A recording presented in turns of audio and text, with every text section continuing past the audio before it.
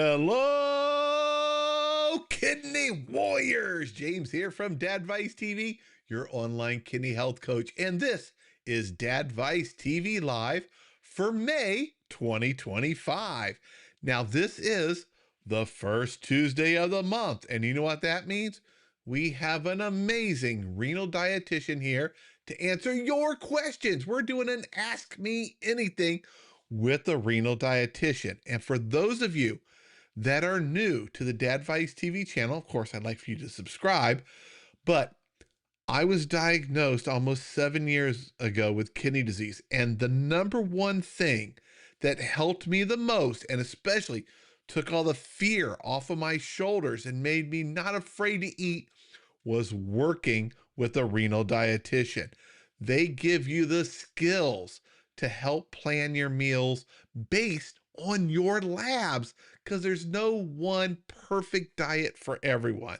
Now, let me go ahead and I'm going to introduce my co-host. You know her, you love her. Hopefully you're a member of her Facebook group and you visit her website, plantpoweredkidneys.com, to keep up with her blog, which is loaded with tons of information. Please welcome renal dietitian Jen Hernandez. Hey, Jen. Hey, James. Hey, everybody. Happy Tuesday evening in lovely May. Very, very excited. I was just telling James before we jumped on live, once again, if you watched last month's, I used the natural light. I'm very excited. We're getting into the summer. And so, once again, I get to enjoy daylight, and hopefully, a lot more of you are enjoying some extra daylight in this time of year. For those of you that don't know me, my name is Jen, and I am a renal dietitian. I am a registered dietitian specializing in kidney disease, and I worked with patients with kidney disease for basically my entire career as a dietitian. And it is what I love to do, which is support kidney patients in making healthy lifestyle changes related to their diet, related to their sleeping habits, their exercise habits, anything that helps set them up for success to feel better as they're taking care of their kidneys, and not just their kidneys, but their overall health. So I'm very excited to be here live tonight and answering all of your questions. We do have a new CKD meal planning membership at Plant Powered Kidneys that I launched just, I believe it was last week. It's something that I've been doing with clients for a long time now, and I have opened it up. It is specifically targeted to help people in stage 3 and earlier, because this is the population that has a lot of flexibility. We don't have to be, which is something we talk about a lot here, we don't have to be very strict on limitations, but more so what the focus is getting enough nutrients. And so that's what the meal planning does, is it actually looks at your own nutrition targets, and then it highlights from thousands of dietitian recipes, it highlights what will work for you, and you can change all the recipes too. It's 100% customizable. It even has a food log tracker in it that also tracks prowl, which is something that we talk about in the kidney community. So if you're interested, you can go to that QR code. You can go to plantpoweredkidneys.com, and we have the details listed for you there. But it is something very exciting that I'm working on, helping more kidney patients just learn all the different possibilities of what they get to eat. Excellent. And we've got the questions already started. And all of you out there, if you have a question, go ahead and type it in the comment box. And we try to get to as many of these we can over the half hour of our broadcast. So let's start out with Sandra. Hey, Sandra. She says, with a plant-based diet, how often can you eat cereal and oat milk with CKD? She doesn't like almond milk or soy milk. So how can you help her out with eating cereal and oat milk? Yeah, I actually did a little video on social media not too long ago, kind of demonstrating what this could look like on Instagram, I believe. And the thing about cereal, and the way I explained it to a client recently, was it's kind of like a morning version of a salad. And what I mean by that is, think of your cereal as the lettuce of the salad. And then you have your milk, which is kind of like your dressing. It provides that liquid for you. But also we want to be thinking about, like, what can we add to this? What can we give more variety with taste and texture and nutrients? So, with salads, we pile on the vegetables, and with cereals, we can pile on the fruits. So that's something that I really love to encourage. And I think cereal in general is an excellent, excellent option when it comes to a kidney friendly meal. There are so many cereals that are kidney friendly, and we have a whole blog article, and you'll probably hear me say this more than once tonight, but we have a whole blog article talking about cereal, the nutrition targets to aim for, even like specific recommendations of the cereals that we have found and what we recommend. But I really do like the idea of giving those nutrition targets because everyone, different grocery stores, different food access and availability. If you look at the nutrition and we give you that template of what to look for, then you can take that template and then apply it to whatever you're looking at in the grocery store. So the cereal aspect, think about what can you add? What kind of fruits, what kind of nutrients can you add to boost up the flavor, to boost up more of the antioxidants, more of the vitamins and minerals? We know more color is really, really helpful. So that's a great part to look at the cereal. Now, when it comes to the milk, which I know that was like the big part, that was the big part of the question.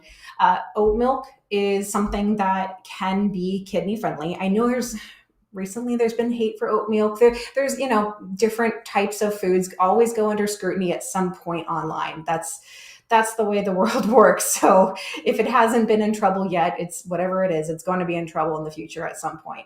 That's the way we work, right?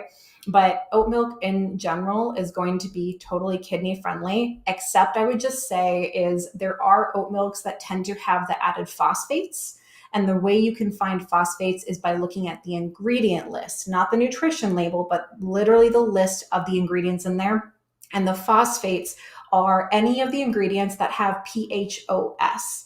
So one of the really classic examples is phosphoric acid or tricalcium phosphate. Sometimes they will, when they fortify these different foods, a phosphate can be used to preserve. It can be used to enhance and add more nutrients. So there's different reasons that phosphorus would be added. But the challenge for kidney patients, not all kidney patients, but for many, the challenge is that the kidneys aren't filtering out those phosphates. They are highly absorbed. And so we want to be careful with them. So when possible, switching to a phosphate-free option is great. When it's not possible, as long as that's not the common challenge, then those random occurrences aren't going to make a big deal. But if it's something like you're shopping for a milk to use with your cereal and you're doing that every single day, every single morning, that would have more of an impact. So I would be looking for one that doesn't have phosphates. But oat milk is great. Almond milk and soy milk were a preferred or a preference of no, which is totally fine, but those are also kidney friendly. And even some dairy options too. I know, I've said this before too, for plant powered kidneys, we're not vegan kidneys, we're plant powered kidneys, as in adding more plants. That doesn't mean animal products are off the table. It's just a matter of balancing them, mostly because of the protein. So, but even something like a low fat or skim milk could be a great option to include with cereal. So don't totally dismiss dairy, because cow's milk does have calcium in it, which is also very important for kidney patients to get enough calcium in their diet as well. And that is something that I do find a lot of patients, a lot of people that I work with don't get a lot of calcium in their diet. So one of the things we look at is getting a little bit of dairy into the diet. Excellent. All right. Blue Car Road Tripper, who has been on our show before, said, "Hi, I started taking the prebiotic, or it's actually probiotic, Renadyl. Can you take it without food?" So yes, you can take it without food. Taking it with food helps in getting it through the gut as the gut is digesting the food. The great thing about Renadyl, and I do love the product that they have, and I recommend it to a lot of my clients, is something that it has this acid resistant capsule, which is great because it has to go through your digestive system to get to the gut. It has to go through your stomach, and your stomach has very strong acids that are important to help break down food.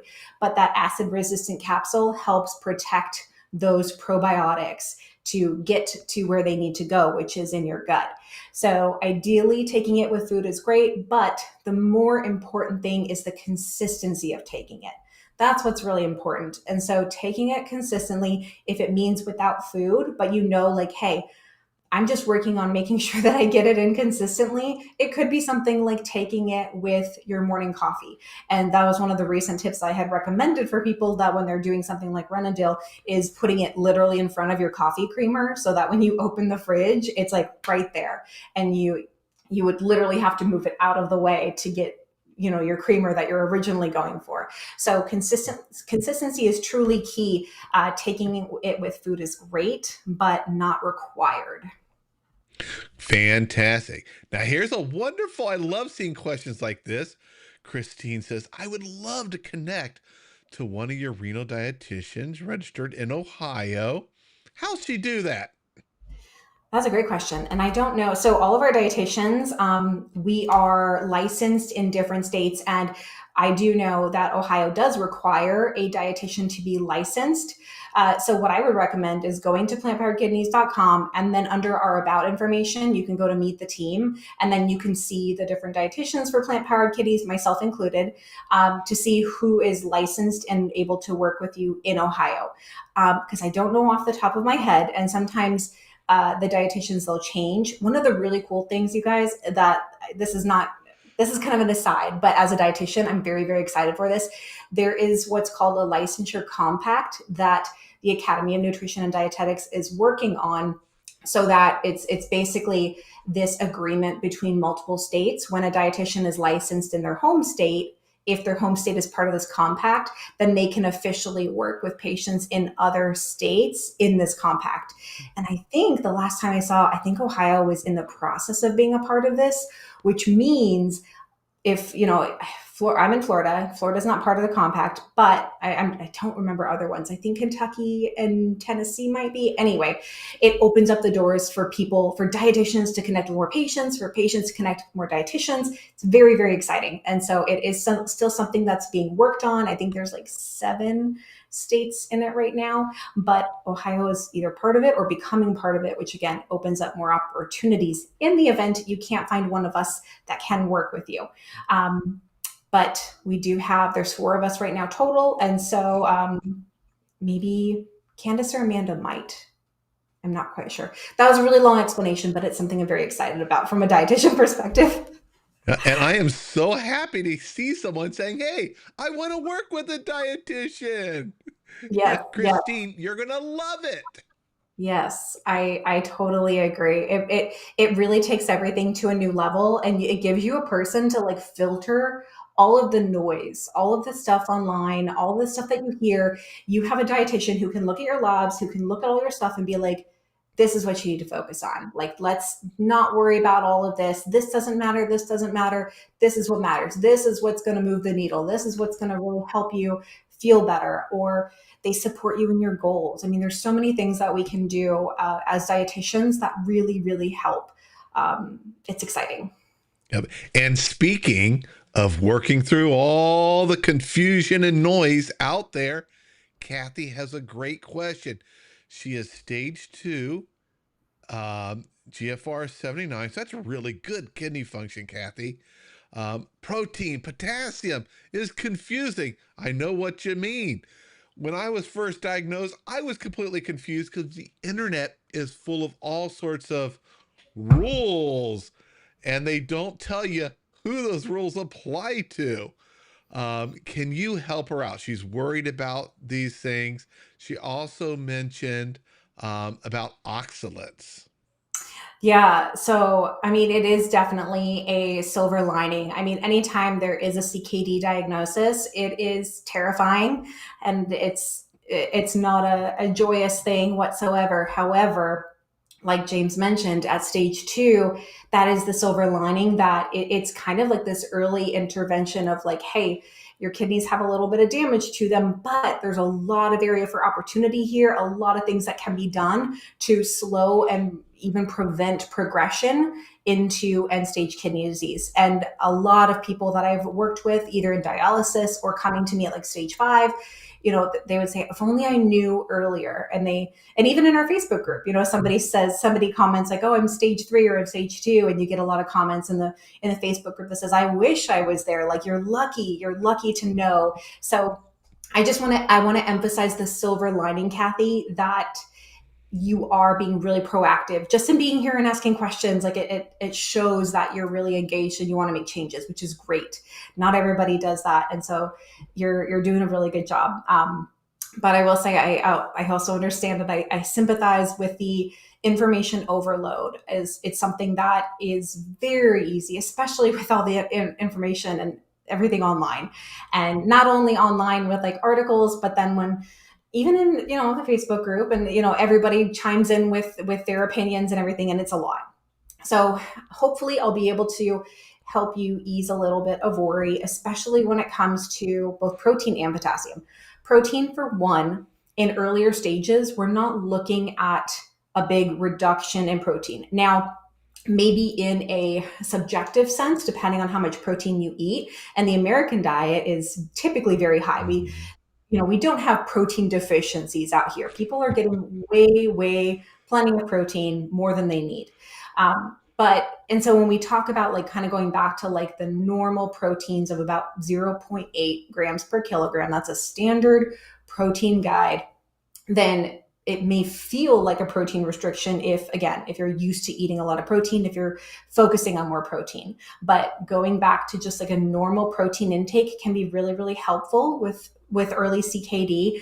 And doing swaps from some animal to plant proteins from time to time can be also really beneficial too. So playing around with some of the plant proteins like tofu, edamame, tempeh, even focusing on more beans and grains that have protein, like those are still good options for protein that can be very satisfying, and also they ease up a little bit on the acidity that meat or animal proteins provide. So again, kind of back to a normal protein intake, and then doing a little bit of plant protein swaps when you have the opportunity to do that. Now, when it comes to potassium, this is another thing that we hear all the time. You look online and you see low potassium diet. If you have CKD, no more potassium, you've got to hold out.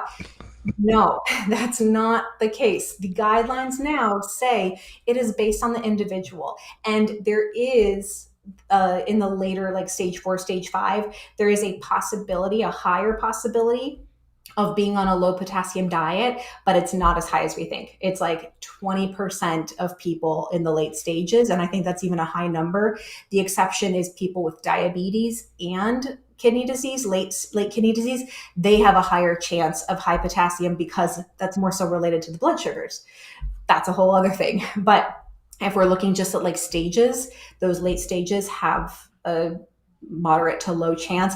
Earlier stages, it's very unlikely that a low potassium diet is warranted. In fact, most of my clients that come to me in stage 3, stage 4, I don't know if I have anyone stage 2 at the moment, but any of those earlier stages, I'm actually pushing them to have more potassium. And so we use a food tracker. So I get an idea of how much potassium they're getting in their diet. And I show them, like, so many times I've looked at somebody's food log and I'm like, this is how much potassium somebody with 0 kidney function on dialysis would be required to limit to. And this is all you're getting. So we start focusing on how to add potassium into their diet, because potassium is really powerful for blood pressure support in combination with the low sodium diet. It works. It does amazing things. And so we don't want to just automatically cut out that potassium, because we're risking losing those benefits that could in the long run be very supportive. So you want to talk with your doctor, take a look at your labs, ask them, is there anything that would suggest that not just because I have CKD, but anything related to my medical history, my labs, my diet, is there anything suggesting that I should be limiting potassium?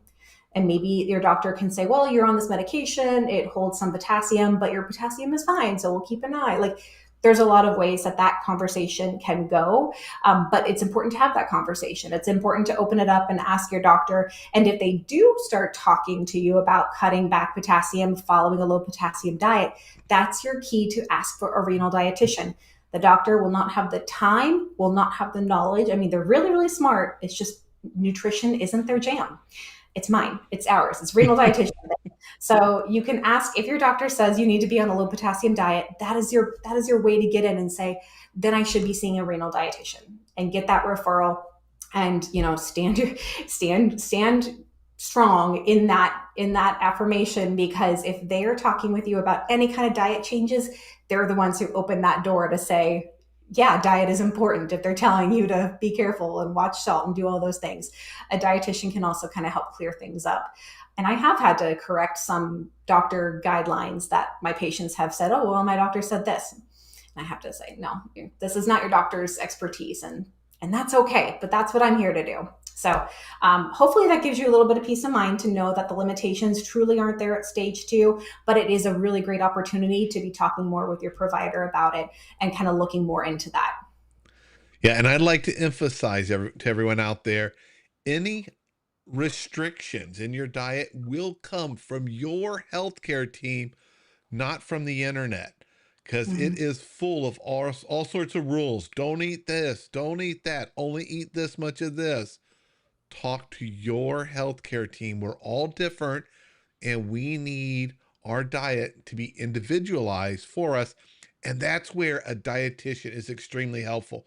Your doctor went to school and learned all sorts of medical stuff, and they're staying on top of the medical thing. They're not staying on top of the nutrition guidelines and diets and what's being learned and the research that's being done. That's where a dietitian should be part of your team. All right. Pam asked, what about rice milk? Yeah, I mean, rice milk has been, man, when I started working in dialysis back in 2015, that was like the go to kidney friendly milk. And it, I mean, it's fine. I would say just be cautious with the phosphates again, kind of similar to the oat milk. And if you like it, your preference. Me personally, I thought rice milk was, it didn't have enough flavor. The consistency was too thin. So, you know, that's my own preference though. That's me. If you like rice milk, if you find one that doesn't have phosphates and you like the taste of it, go for it. It's going to be fine. It's not going to make a big ding in the big picture. All right, I'm going to try to jump through some of these as we're approaching the bottom of the hour. Stacy asks, what's your thoughts on caffeine? She's 3A and her labs are looking good. Okay, so I appreciate this question. I get this kind of question a lot, and there's, again, maybe it's like me being on Instagram and Facebook and all the social media things, and I hear people saying, "Oh, you can't. It's so bad for you." No, we in moderation, it's fine. It's fine. So I think 1 to 2 cups of caffeinated coffee is totally fine. And the research has said that even like, I think even up to like 3 or 4 cups can even have benefits for our brain health and everything. The thing with caffeine is that it can provide a little bit of a bump in our blood pressure, just like a temporary boost, if you will, which makes sense about the way that it's working in our body to kind of get us revved up. So keep that in mind. Don't drink your coffee and then check your blood pressure, because that's not going to help anybody. But the more important thing is consistency. And that also helps with the hydration aspect, because coffee does count as fluids. It is hydrating. Just because you drink 8 ounces of coffee doesn't mean you're going to pee 8 ounces. I know people think of it being like a diuretic, or it has a diuretic effect, but especially when you have a consistent routine, your body adapts and it gets used to that consistency. So what you could try doing is, if you do notice like you're getting headaches or anything like that, you could try switching to like half calf, or you could do 1 cup caffeinated, 1 cup decaf, and kind of see how that works. You know, it's, I was just talking with a client today about making some changes, and the goal was just to pay attention to the body and pay attention to what the body tells you. It's something that a lot of us, you know, we go through really busy lives, we have a lot going on, but taking the time to check in and listen to what your body is telling you can be really telling. It can be really great information for you. So, you know, approach it from a point of curiosity, just genuine curiosity, and see what happens.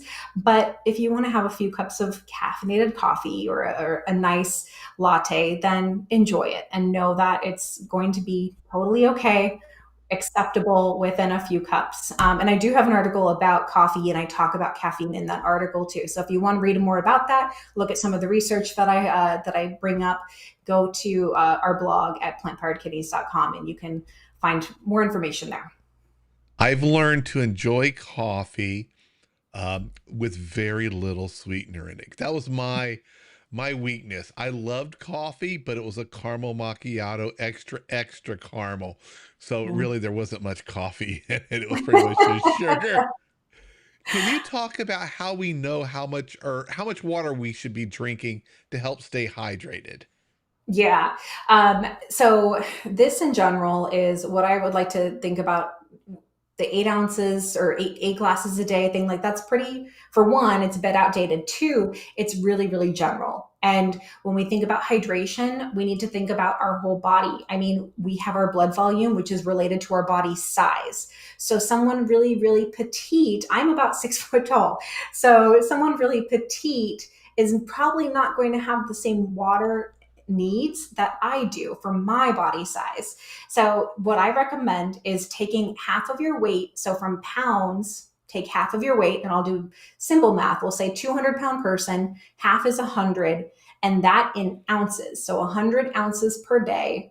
That would be the goal for fluids. And it's not just water. That's why I say fluids. So it's water, it's the coffee, it's the tea, even it's some of the foods that we eat, some foods that are high in water, like cucumbers and watermelon. I mean, a lot of those kinds of things still count towards our hydration. But that half body weight to ounces is a good starting point. And then again, just like anything, you want to make sure you run it past your doctor, your dietitian, ask them if there's anything related to your medical history, your health history, your physical movement, and where you live, even that might alter how much fluid you should be aiming for. If you're like a really, really big exerciser and you're running marathons and you're sweating a lot, or you're outside working all day and you're sweating a lot, you might have higher fluid needs. But if you're inside all day and there's a lot of variables, so that's why it's like just kind of a jumping off point, and then talk with your doctor about it. All right. TN says, I'm a dietitian interested in doing renal because a renal dietitian is one who specializes in the kidneys. What CEUs or orgs do you suggest for me to brush up on renal nutrition?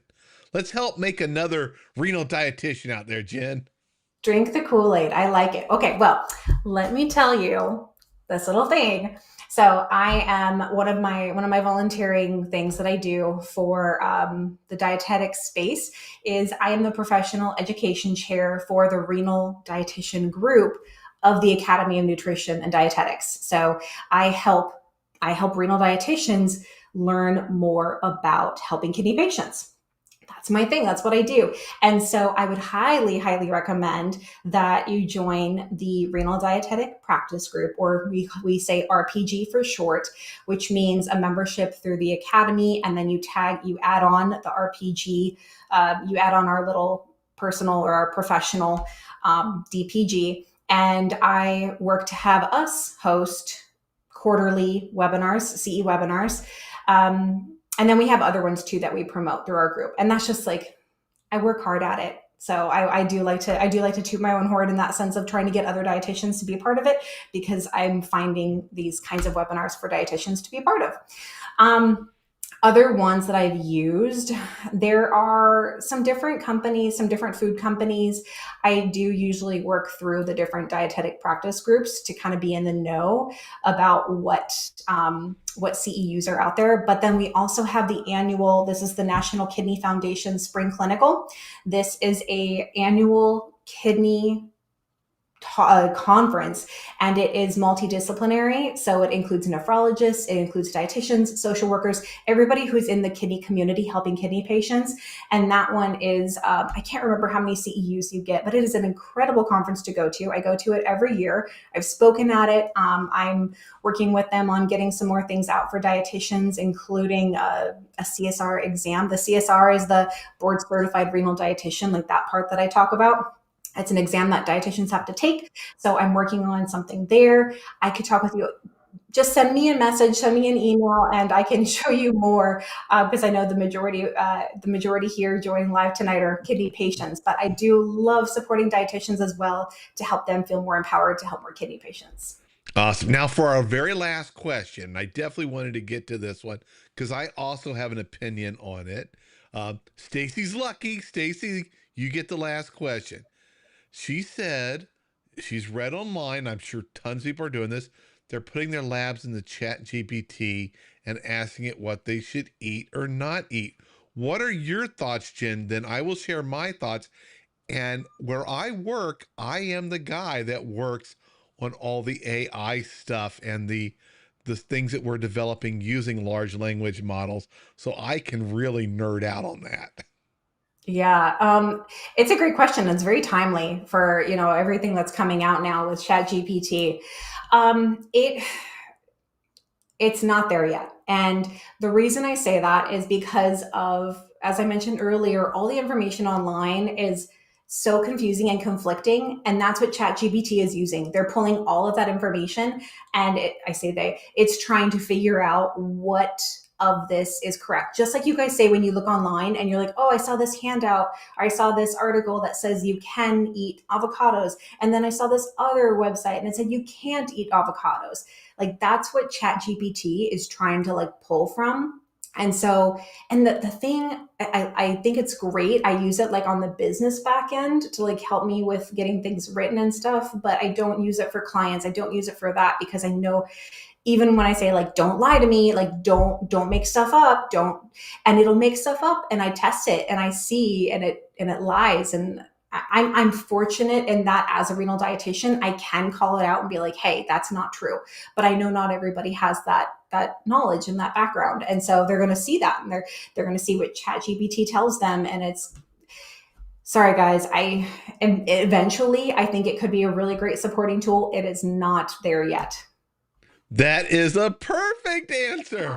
That is exactly what I would say. It's only as good as what it was trained on. And we all know it's confusing and there's so much misinformation out there or outdated information. One thing that it could help you with, if you wanted to, with a meal plan, is if you told it, you gave it like, hey, I want my meals to equal this many, no more than this many milligrams of sodium, blah, blah, blah. It can give you a meal plan, but it is missing the human element. It's Mhm. not thinking about alternatives like, oh, did you know this? There's something that's really cool. It's easier to make. Uh, it can help you with, hey, I want to make this in my air fryer. Can you help me? It can help with that. But it Yeah. is not a replacement for looking at your labs and giving you a meal plan. It will be all over the place. So let the LLMs, the large language models, the AIs, keep learning. And in the future, I think they'll be much more helpful for things like this. But today, no. All Not yet. right. We are out of time, Jen. Thank you so much. Now I'm going to bring you back up here on the screen alone because right there is the QR code that people can scan that will go directly to Jen's website, which has a link to her Plant Powered Kidneys Facebook group, which I tell you guys, you got to be in there. Amazing, positive people, positive support. There's recipes, photos of what people are doing, ideas of how to change recipes for certain tastes, preferences, or maybe someone has an even tighter sodium requirement. They talk about what they do, what they substitute. So much great information there. Make sure and join her group. Also, there's a link in the description below the video if you don't like scanning QR codes. All right. Thank you so much, Jen. Thank you, everyone out there, and I will see you all in the next video. Bye, everyone.